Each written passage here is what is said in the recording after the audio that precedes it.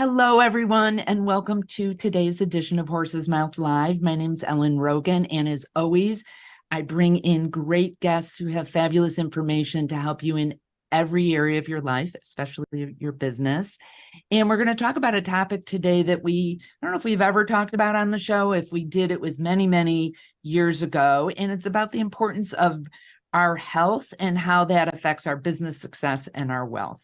And I'm very excited about our guest, Lauren McLaughlin, who I met through an advisor that I know, Lee, who has been through many of my programs and just a fabulous person, and thought very appropriately that Lauren and I would have a great connection. And when I heard about what the work that she does with her clients, I invited her to come on the show, and luckily she said yes.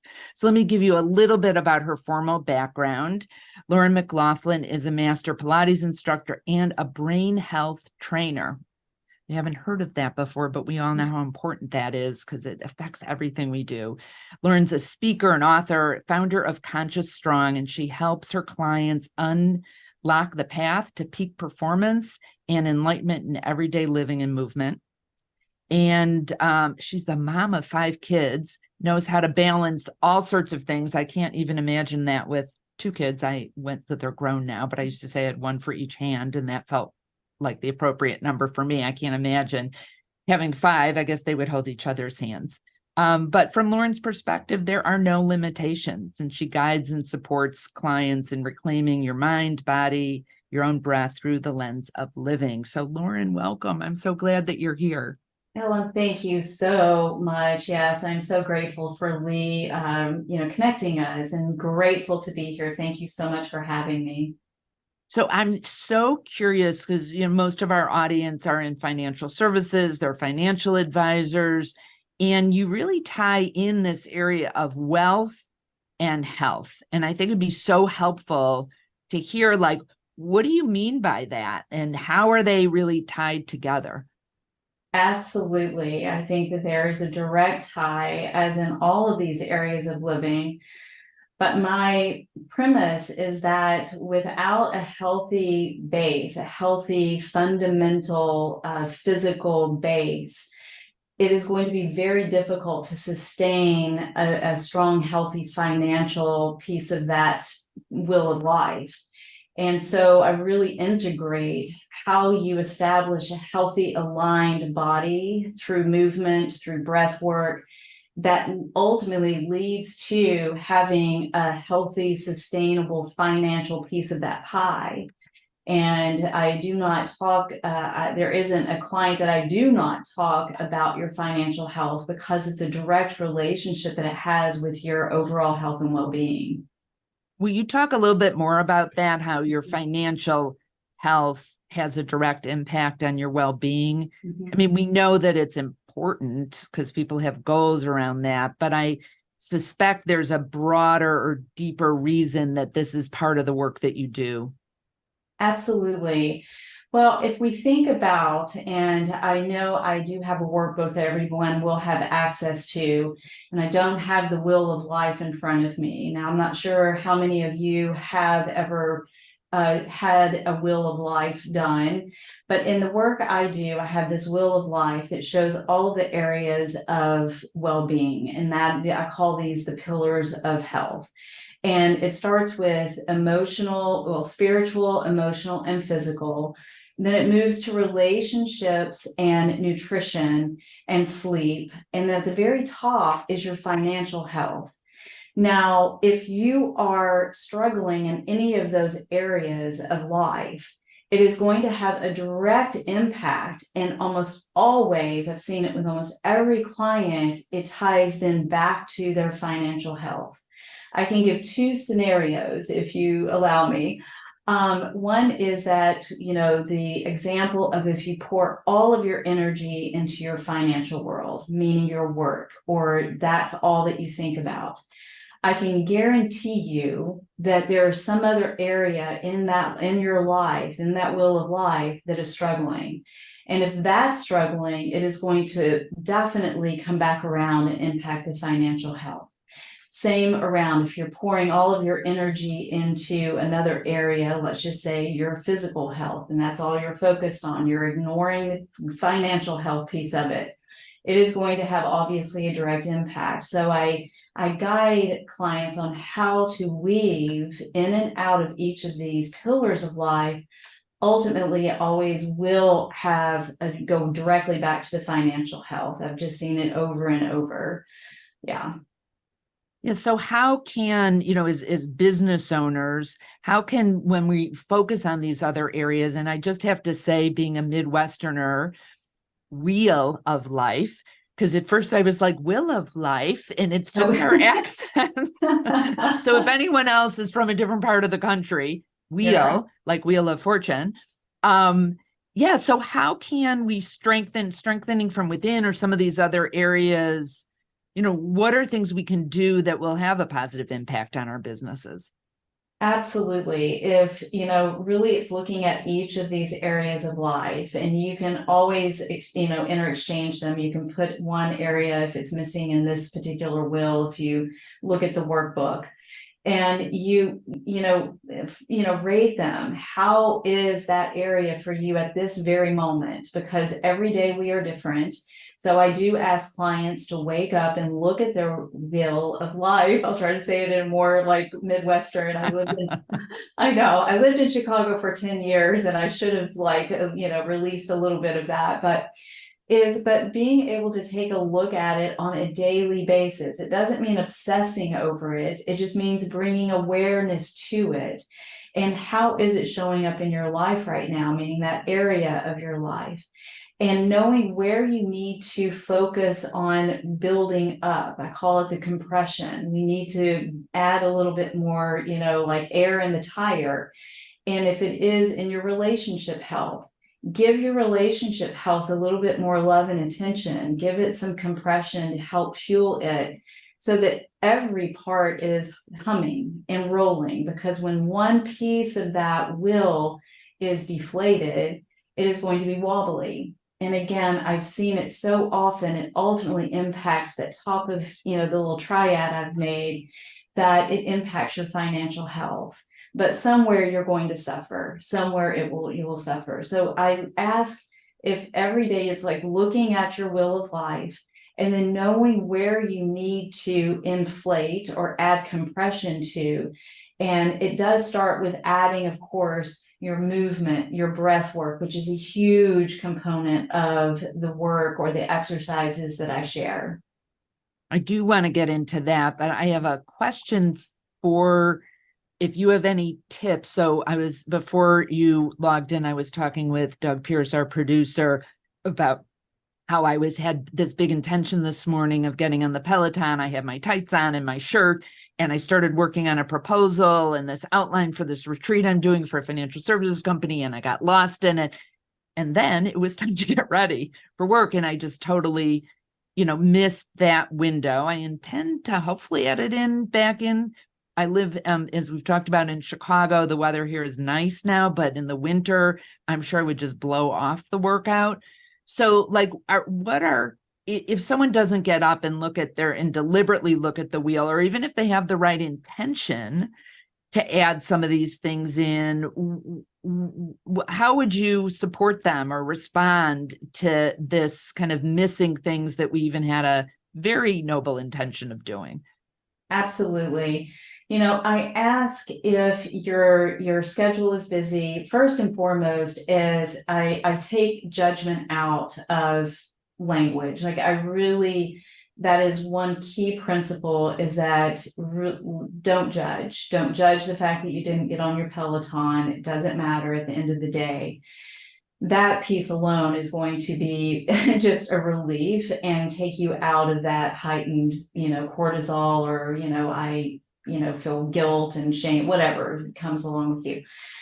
But what I ask is every morning before you even get out of bed, is give yourself that extra time. Give yourself, whether it's a minute, because if you're one of those that really wakes up and it's like, time's a wasting, I better get going, is, give it one more minute, and then you can get to that list or whatever your action is. but give yourself a little bit of time when you wake up before you step out of bed. Yes, it doesn't mean you have to have the full capture of that will of life, but it's do a snapshot of how you're feeling and in what's going on in your world. Maybe tune into your family life, tune into your financial life, tune into your physical life. What is showing up for you? Is there physical pain? We all experience physical pain. Where is that physical pain? That's just simply awareness. And so that's what I would ask first and foremost. And then I can share, when we move into the actual movement aspect of it, some other parts that would be addition to this that you can add in the morning. But every morning, I ask every morning, every night, and even throughout the day, if you have the time or you think, set your alarm, is to tune in. Take a minute, take 5 minutes, take 10 or 30 if you're able. And that awareness is going to lead you to that will of life. Great. And I love that you said that. I have been a disciplined meditator. I can't get up in the morning and just jump out of bed. I'll just get up earlier if I have a flight to catch or something like that. I just find it such a beautiful time of day. So I appreciate that you shared that. And let's get into some of these practices. You said, you've told me in the past, there's like a number one movement that people can do that will help sustain their health and their wealth. Will you share that with us, please? Absolutely. Absolutely. That number one exercise or movement is your breath. And we so often forget about our breath because it's a beautiful automatic response that our human design gives us. And most of us are using it incorrectly. We're not taught how to breathe. We're not taught how to use our breath in doing various movements or practices. The breath alone is a movement. I refer to it the exercise within. And you meditate, so thank you so much for sharing that.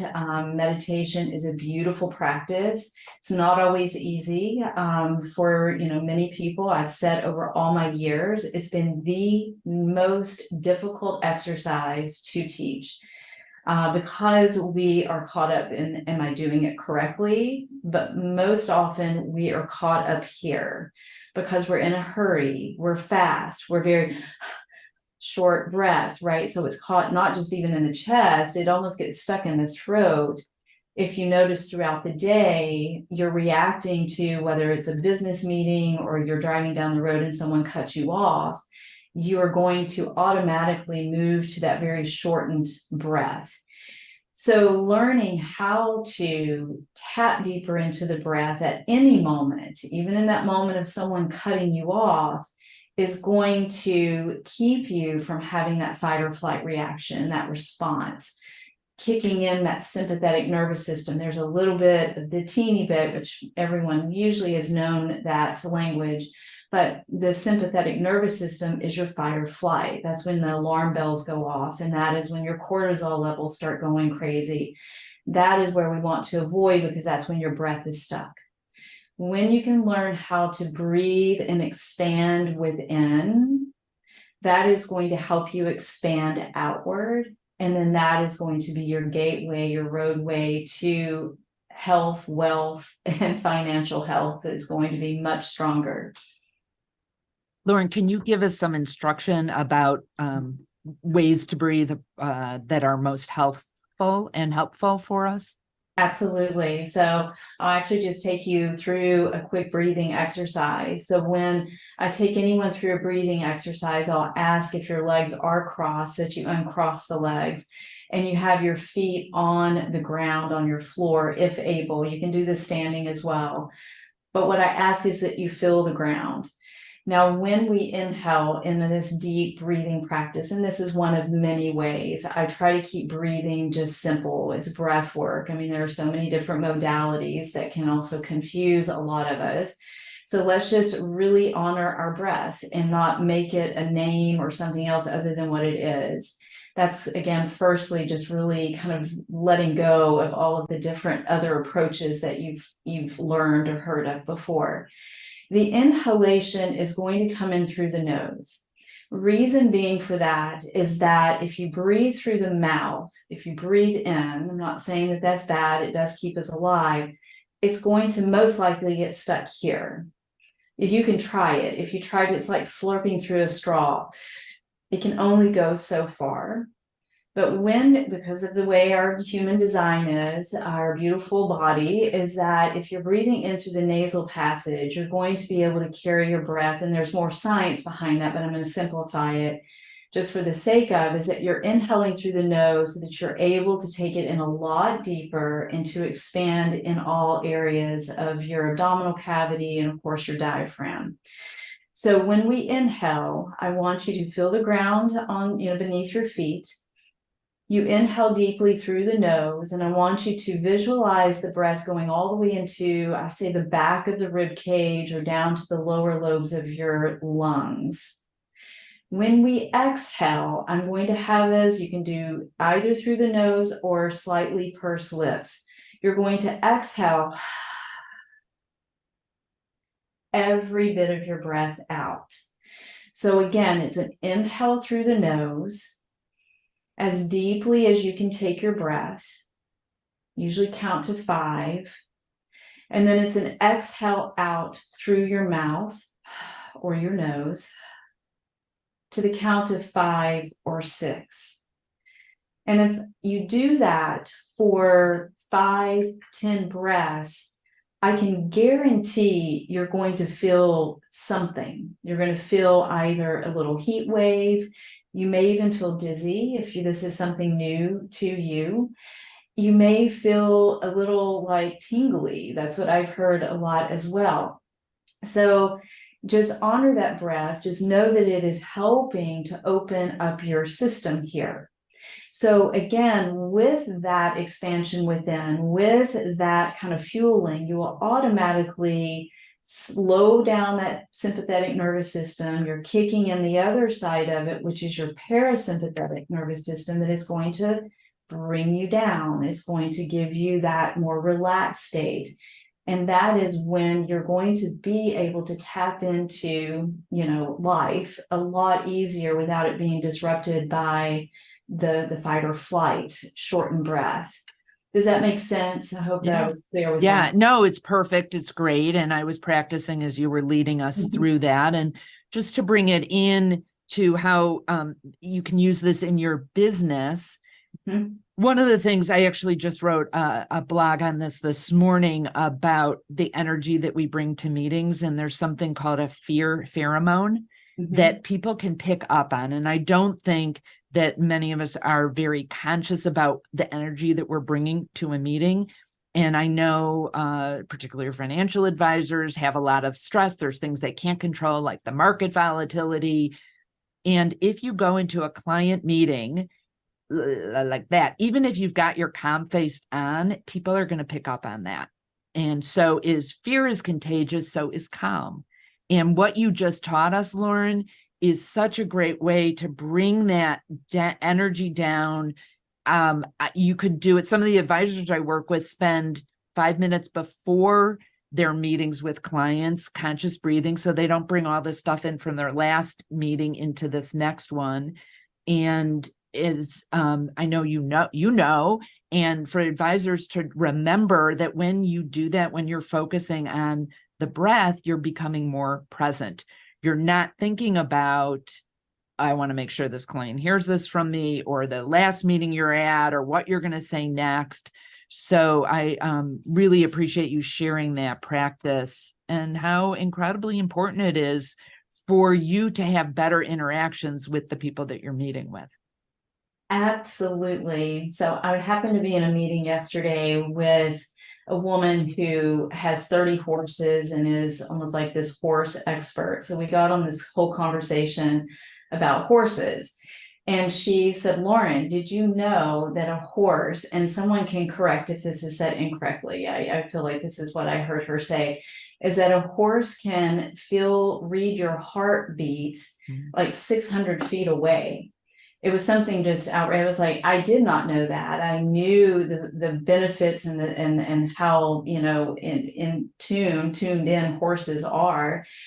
but I didn't realize that they are reading your heartbeat. And she said, here's a test, and it's something that we can all practice. I look forward to it when I'm around a horse again. She said, notice the closer you get to the horse, if you stop, the horse, one ear will flip. And what that means is that the horse is reading your heart rate, your heartbeat.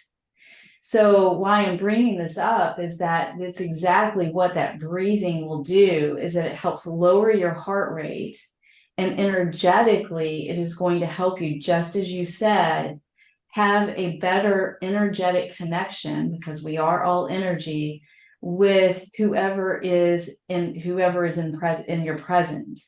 And that has a huge impact on business, as we know. I mean, a tremendous impact, because if you are going in with your heart rate, your sympathetic is high, you are fight or flight already, you are going to be turning away so many so many people by just your energy alone. So really kind of looking at that example of how in tune horses are, which I just didn't know that was knew their power, but how beautiful that we can relate it to our life and how we show up in our work life, in our business, but in any relationship, even if you take it home, just being able to pause. And as I said, the breath is the number one exercise. If we can master that, I can tell you, you're going to be mastering all of those areas of life. And I just want to reiterate this for advisors. Advisors that I work with initially think that clients are buying their planning, their expertise, and their products. That is not what clients buy from you. They're buying your energy, and they're buying how they feel about themselves when you're in your presence. People buy energy. They don't buy those other things. And so what Lauren's teaching us today is crucial and so easy, right? Doesn't cost anything. We have our breath, hopefully, with us all the time. So I know, Lauren, you also talk about flow and flow in life, and we all want to be more in the flow and make things easier. How do you, can you talk a little bit more about this from your perspective about living life? Absolutely. Absolutely. There was a doctor, I'm going to call him Mihai. I really struggle, pronouncing his name. He actually was he was a professor at the University of Chicago, and he wrote and studied flow. And I just really found him so fascinating and researched him, or just studied a lot of his work of flow, and how establishing, this sense of flow in your everyday life, meaning that you're able to move through a lot of resistance without it completely disrupting your life. And so, let's relate it back to the breath. And I usually will bring in the analogy of a clogged straw. So I've used one example of slurping through a straw, but what if you're trying to suck air through a straw that is all clogged up?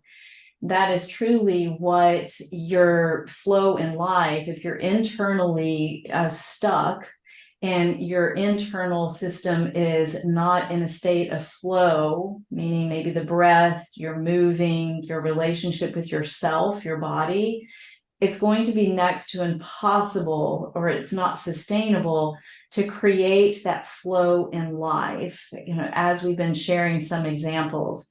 So the flow that I refer to, and based off of some of Dr. Mihai's research that he did, was how the wheel of life and those pillars, how they are constantly weaving in and out of one another. They're always interchanging, always, at all points throughout our day. Some may be touching more than others at a given moment, and whereby we're not thinking about our nutrition right here in this exact moment. But that nutrition had an impact on how we're showing up right here, right now. If I was here dehydrated and I didn't have that snack, I likely would not be able to communicate and process what I would like to. So that, in my view, is a state of flow in this particular wheel of life, is how you start to gauge these areas that are always working together, and what's connecting them. What is connecting them? And I can go to the breath because that will be what I always go to. But then we look at all of the other areas that are helping to weave them together. Because if one is unstitched or one is broken, if the bridge between one of those two pillars is broken, again, I can guarantee your will's going to be wobbly and life is going to be somewhat struggling. So That's great. And in a bit, we're going to give a way for you to download Lauren's workbook, which is so helpful and talks about all these different areas that, for me at least, it's easy to forget about. As you were saying, have we hydrated? Have we had our snack for today? I'm like, not yet, because I've been going this morning. yeah. So how often should a person find movement in their daily schedule if they want to Yeah. have healthier, more energetic living? Yeah, thank you for asking that question, because this is one, especially from my strong movement, background, that when I, in my really just heavily movement days from my Pilates background, that would be the number one question I would get is, how often should I be doing this? Movement should happen every day in some capacity. So, I really have removed, fitness from my background, my language, to be honest with you. It's more about just developing a relationship with your movement and not overthinking your movement. So that is on a daily basis. Now, if you really want to tap in and make a change in connecting and experiencing deeper connection to your core, if we want to just refer to your core of your center, is at a minimum doing some more core intensive movement exercises. Minimum of 3 days. Again, I recommend every day doing something. And, again, the breath can just be the movement alone, but a minimum of 3 days, minimum. And I can go deeper into that because it all depends upon each unique person. So I really work on establishing more of a custom plan for each of us because we're all unique. So it has to work for you. Your nutrition has to work for you. You have to like the foods that you put in. You have to understand what nutrition is, what nutrients are supporting your brain health. So there's a little bit of the brain piece of it, the neuroscience that does make a difference on your chemistry. So the movement also applies to that as well. So, some do need more high intensity to help balance their system. Many need to slow down and do more restorative work, more sympathetic work, so that, like a yoga class, or, and it may be painful at first, but just as you were sharing, Ellen, how meditation truly is like a grounding piece when you are living a very high paced and filled with action life, which is beautiful. So it's understanding yourself so that you can tie in how much movement you need. And that's what I help clients do. Cool. Great, Lauren. Thank you so much. And if people want to find out more about you, the work that you do, and I know you offer a free discovery call, and then we'll also put the link up so they can download, which I hope each and every one of you will do, Lauren's workbook, because it's really fabulous. Where should they go to connect with you and learn more about your work? Absolutely. You can visit the website, which is consciousstrong.com. And if it's okay to share the link for the workbook, if you would like the Please. workbook, you can text health 23, that's health 23 to 33777. And that will put you right in touch with me, and you will get the workbook emailed directly to you. Cool. That's great. Health 23, and you can just text that from your phone at 33777. That's Awesome. right. Yeah. Well, thank you so much for sharing this today. I really appreciated personally all your information, and I know that the people listening have as well. So thank you, Lauren. Thank you so much, Ellen, and just thanks to all the listeners. Grateful Yeah. to be here.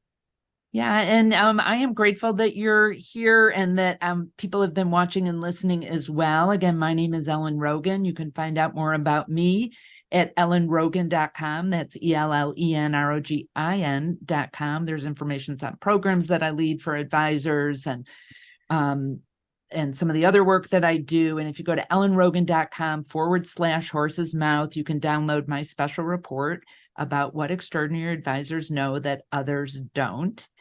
And the question to ponder today is, how conscious are you going to be with your breathing? I hope very conscious. Remember, be great and create great every single day.